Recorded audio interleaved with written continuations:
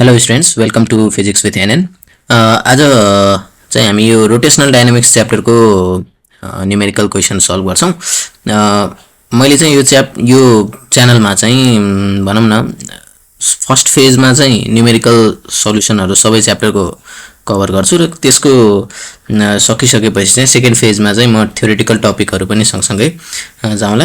At the mean time यदि कुनै क्वेसनहरूमा confusion भयो, कुनै केही भयो भने चाहिँ मलाई मेरो वेबसाइटको थ्रु तपाईहरुले कन्ट्याक्ट गरेर त्यहाँ क्वेसन पठाउनु भयो भने त्यसको चाहिँ म भिडियो सल्युसन पनि बनाएर राखिदिन्छु है त। सो आज हामी यो क्वेसन सुरु गरौँ। यहाँनिर एउटा डिस्क छ, सबैभन्दा फर्स्टमा इम्पोर्टेन्ट पोइन्ट्सहरू हाइलाइट गरौँ, जसको मोमेन्ट अफ इनर्सिया हामीले प्रोभाइड गरेको छ। सो हामी यहाँ देख्न सक्छौँ मोमेन्ट अफ इनर्सिया दिएको छ 5 × 10⁴ केजी मिटर स्क्वायर भनेर दिएको छ। हामी गिभन पनि सँगसँगै लेख्दै जान्छौँ। So solution let's write down. सल्युसनमा moment of inertia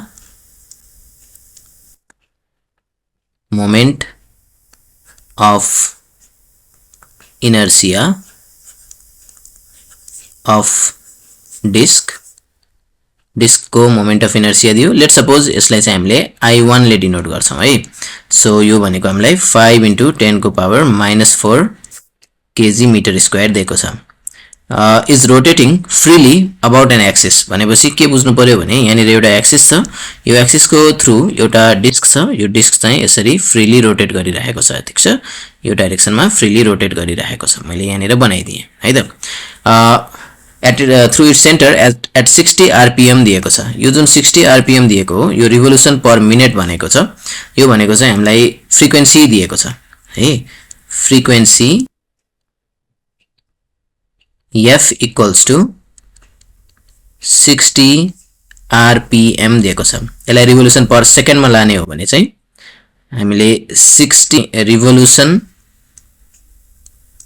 per minute भनेको 1 मिनेट भन्ने बुझौं। यसलाई मैले पर सेकेन्डमा लानु पर्यो भने डिवाइड बाइ मिनेटलाई सेकेन्डमा 60 ले मल्टिप्लाई गर्छौं। आई मिन अल्टिमेटली यो डिवाइडै भइहाल्छ। सो यहाँनिर सेकेन्ड हुने भयो। सो डिवाइड गर्दाखेरि हाम्रो 1 रिभोल्युसन पर सेकेन्ड आउने भयो है त। अनि यसपछि चाहिँ हामीलाई अर्को भनेको चाहिँ क्याल्कुलेट न्यू रिभोल्युसन पर मिनेट भनेको छ। नयाँ रिभोल्युसन पर मिनेट भनेको न्यू फ्रिक्वेन्सी सोधेको छ। सो न्यू फ्रिक्वेन्सी भनेर हामी लेख्छौं। यसो गरौँ, यो माथि जुन फ्रिक्वेन्सी लेखेको छु त्यसलाई F1 ले डिनोट गर्दियौं। सो नयाँ फ्रिक्वेन्सीलाई हामी अहिलेलाई F2 ले डिनोट गरौँ। F2 = what है। If some works of mass 0.01 KG भनेपछि यहाँनिर हामीलाई मास अफ वर्क्स दिएको छ। वर्क्स को मास हामीले प्रोभाइड गरेको छ र यो हामीलाई कति दिएको छ भन्दाखेरि 0.01 केजी दिएको छ। Is dropped gently on the disc 0.06 metre from the axis. अब यहाँ बुझौँ है। सो यो यहाँनिर हामी देख्न सक्छौँ, यहाँनिर एक्सिस छ, यो एक्सिस भयो। यो एक्सिसबाट चाहिँ यहाँबाट लेट सपोज यो ठाउँ भनेको यहाँनिरको पोइन्ट भनेको चाहिँ कति छ भन्दा 0.06 मिटर छ। मतलब कति भयो 0.06 मिटर छ। यहाँनिर के ड्रप गरे त भन्दाखेरि यहाँ वर्क्स ड्रप गरिरहेछ है जेन्टली। अब यहाँ विचार गरौँ, यो रोटेट भइरहेको छ, यहाँ वर्क्स कन्टिन्युअसली ड्रप गरिरहेको छ। यति मास भएको वर्क्सलाई ड्रप गर्यो भनेको मिनिङ अब यो वर्क्स को पनि मोमेन्ट अफ इनर्सिया हामीले निकाल्नु पर्ने हुन्छ। ठीक छ, हामी सपोज गरौँ यो वर्क्स को चाहिँ जुन मोमेन्ट अफ इनर्सिया छ त्यो मोमेन्ट अफ इनर्सियालाई लेट सपोज आई सिम्बलले रिप्रेजेन्ट गरौँ। सो हामीलाई के थाहा छ भने moment of inertia of works हामी यसलाई चाहिँ I ले डिनोट गरौँ। यसको फर्मुला m × r² हुन्छ है। सो मास हामीलाई कति दिएको छ 0.01 × r²। r भनेपछि हामीलाई क्वेशनमा प्रोभाइड गरेको छ, यहाँ हामी लेख्न सक्छौं कति डिस्टेन्स टाढा लगेको छ त भन्दा एक्सिसबाट जति डिस्टेन्स टाढा लाग्छ त्यसले हामीले r ले डिनोट गर्छौं। त्यो भनेको 0.06 मिटर छ। 0.06 मिटर यो एक्सिस देखि लिएर यहाँसम्मको बीचको वर्क्स जहाँ ड्रप गरेको छ त्यहाँसम्मको बीचको डिस्टेन्स भनेको r ले डिनोट गर्छौं। सो इन्टु r² भनेको 0.06 को स्क्वायर हुने भयो। र यदि हामीले यसलाई मल्टिप्लाई गर्यौं भने कति पाउँछौं भन्दा 0.01 * 0.06 को स्क्वायर गर्दाखेरि चाहिँ हाम्रो आउँछ 3.6 10 को पावर -5 3.6 10 को पावर -5 मोमेन्ट अफ इनर्शिया भनेपछि केजी मिटर स्क्वायर हुने भयो है त। अब यो खालको सिचुएसन यो खालको क्वेशन आयो भने चाहिँ हामीले principal of conservation of angular momentum गर्नुपर्छ। जहिले पनि एंगुलर मोमेन्टम कन्जर्भ हुन्छ भनेर बुझ्नु पर्यो। So from principle of conservation of angular momentum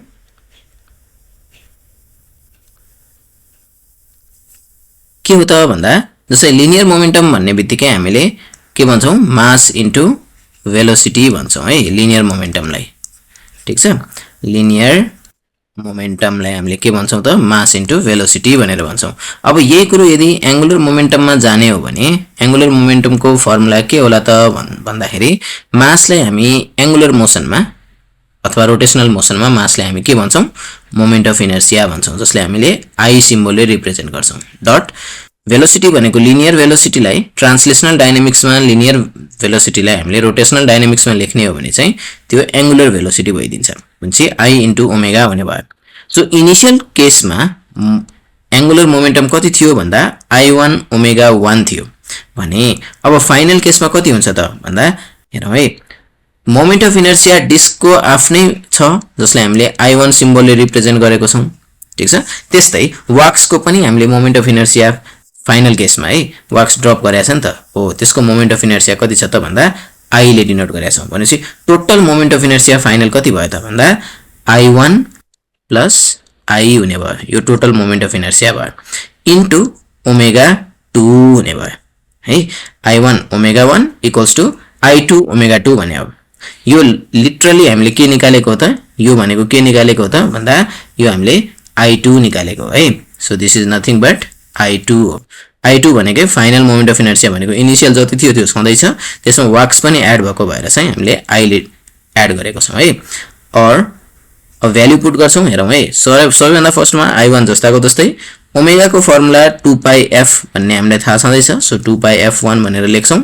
त्यस्तै यहाँनिर हामीले अहिले जस्ट फर्मुला बनाउँदै छौं I1 इन्टु I अनि ओमेगा 2 भन्ने बित्तिकै के होला त 2πf2 होला। यदि चाहिन्छ भने रिजन लेख्न सकिन्छ this is because omega equals to 2πf भनेर। अब हामीले चाहेको के हो क्वेशनले f2 सोध्या हो नि हैन हो। अब यहाँ हामीले क्यान्सल हुने टर्महरुलाई काट्न सक्छौं हेरौ है 2π यहाँ काटिन्छ काट्दियौ। अब यहाँबाट डाइरेक्ट हामीले यदि f2 निकाल्ने हो भने हामी के लेख्न सक्छौं I1 f1 divide by I1 plus I लेख्न सक्छौं है। ल भ्यालु पुट गरौँ त I1 कति छ हाम्रो यहाँ हामीले लेखिसकेको छौं I1 भनेको 5 * 10 को पावर -4 5 * 10 को पावर -4 इन्टु f1 कति छ हामी यहाँ देख्न सक्छौं f1 भनेको 1 rps भनेर लेखेको छौं हामीले। सो हामी यहाँनिर 1 राख्छौं डिवाइड बाइ I1 भनेको हाम्रो यहाँ छँदै छ 5 * 10 को पावर -4 प्लस I भनेको हामीले अघि निकाल्यौं 3.6 10 को पावर -5 3.6 * 10 को पावर -5 भनेर हामीले निकालिसकेको छौं। ठीक छ, ल अब यो क्याल्कुलेट गरौँ त तिमीहरु पनि क्याल्कुलेट गर म पनि गर्दै छु यहाँ।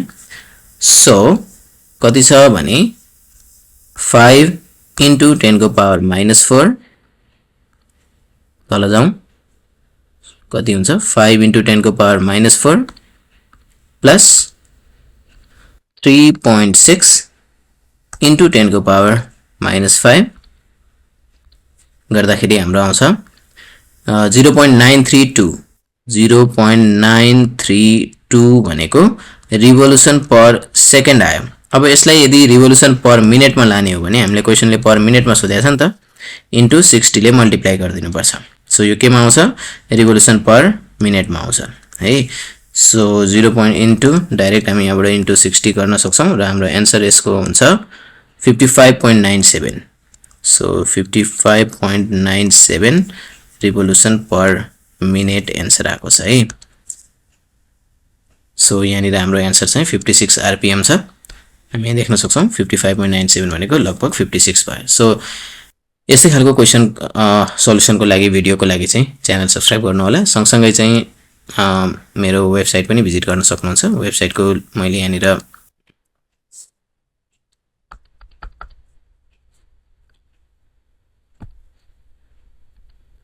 वेबसाइटको चाहिँ म यहाँनिर देखाइदिन्छु। यसरी सुरुमा यहाँनिर यो वेबसाइटमा जानु होला। यहाँ गएपछि कम्प्लिट सोल्युसन पाइन्छ। अब रोटेसनल डाइनामिक्स गर्दैछौँ भने हामी यो एड आउँछ, यसलाई क्लोज गर्दा हुन्छ। रोटेसनल डाइनामिक्सको यहाँ अब हामीलाई के चाहिन्छ हैन, त्यो यहाँ भनौँ नेभिगेट गर्न सकिन्छ। लेक्चर नोट हो कि क्वेसन ब्याङ्क हो कि न्युमेरिकल सोल्युसन। न्युमेरिकल सोल्युसन हो भने सोल्युसनमा जान सकिन्छ। त्यसपछि चाहिँ यो सोल्युसनको पेज खुल्छ र यहाँबाट कम्प्लिट सोल्युसनहरु आउँछ र यसैको बीचमा अहिले पछि जुन जुन क्वेसनहरु आउँदै जान्छ त्यो क्वेसनको चाहिँ भिडियो सोल्युसनको लिंकहरु पनि एड हुँदै जान्छ है त। So thank you so much.